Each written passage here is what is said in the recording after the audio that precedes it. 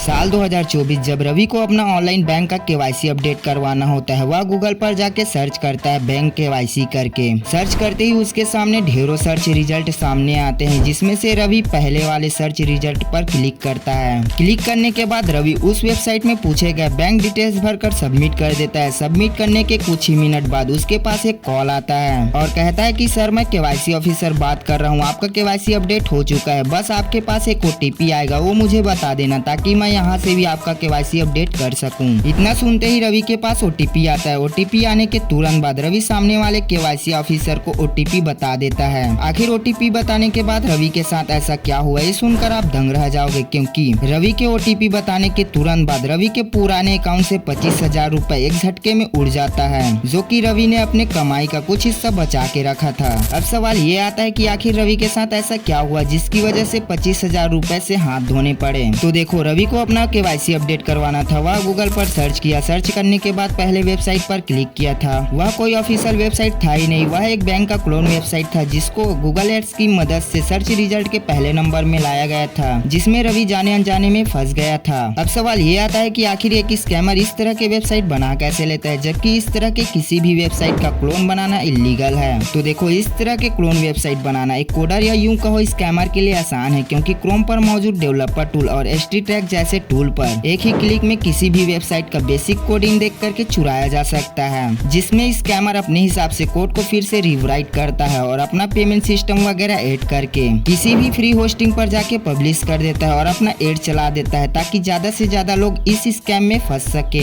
अब सबसे इम्पोर्टेंट सवाल ये आता है कि आखिर हम इस फेक वेबसाइट स्कैम से बचे कैसे। तो सबसे पहली बात, हमें गूगल पर सर्च करने के बाद ये ध्यान में रखना चाहिए कि जिस वेबसाइट पर हम क्लिक कर रहे हैं उसके जस्ट ऊपर कॉर्नर में स्पॉन्सर तो नहीं लिखा है। अगर लिखा है तो हमें डोमेन नेम को ध्यान से देखना चाहिए, कहीं स्पेलिंग मिस्टेक तो नहीं है। अगर स्पेलिंग मिस्टेक नहीं है तो सेफ है। अगर स्पॉन्सर लिखा है और स्पेलिंग मिस्टेक भी है या फिर डोमेन नेम कुछ ज्यादा ही लंबा है, तो इस तरह के वेबसाइट से बच के रहो, ये फिशिंग वेबसाइट भी हो सकते हैं। नेक्स्ट, हमें केवाईसी जैसी चीजों को बैंक में जाके करवाने चाहिए या फिर ऑफिशियल ऐप से करने चाहिए जो कि प्ले स्टोर पर मौजूद हो। नेक्स्ट, वेबसाइट पर विजिट करने के बाद यूआरएल को ध्यान से देखो, कहीं एक्स्ट्रा डॉट स्लैश या फिर स्पेलिंग मिस्टेक तो नहीं है। अगर लगे कि एक्स्ट्रा डॉट वगैरह है तो वहां से तुरंत निकल जाओ। नेक्स्ट, हमें किसी भी खतरनाक डिस्काउंट ऑफर वाले वेबसाइट से भी बच के रहना चाहिए, जैसे कि आप इस वेबसाइट को देख सकते हैं। ये दिखने में फ्लिपकार्ट की तरह लग रहा है, मगर डोमेन नेम को देखने से पता चलता है कि ये फ्लिपकार्ट का सस्ता वाला क्लोन है। और लास्ट में बस इतना ही कहना चाहूंगा कि किसी भी वेबसाइट पर केवाईसी शॉपिंग जैसे काम करने से पहले एक बार उस वेबसाइट को ध्यान से एनालाइज करें, ताकि आप इस स्कैम का हिस्सा बनने से बच सके। Thanks for watching this video.